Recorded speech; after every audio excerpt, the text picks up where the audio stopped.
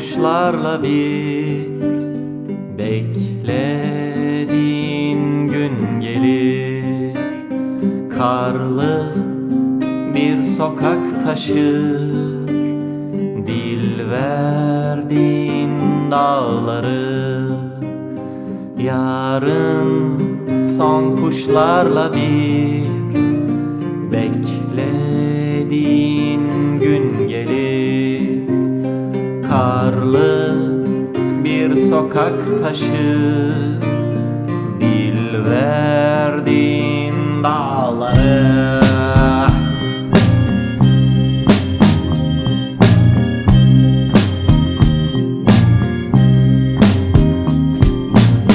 Bu belki sana son defa bir gülü anlatışımdır.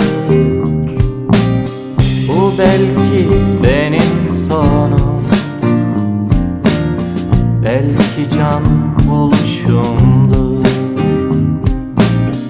Bu belki sana son defa bir gülü anlatışımdır. Bu belki benim sonum, belki can buluşumdur.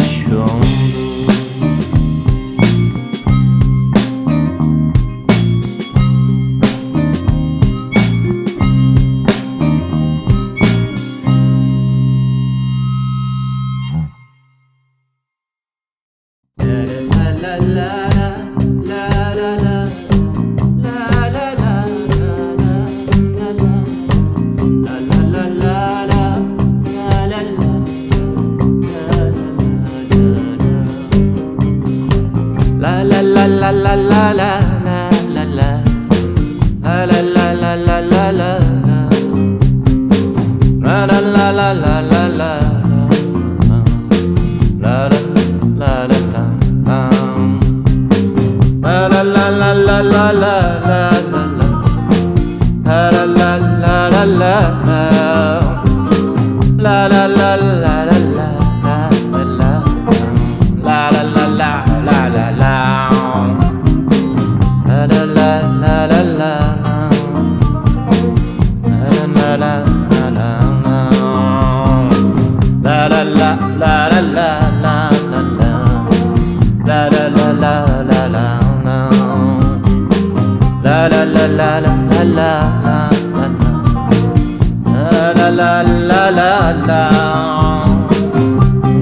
la la la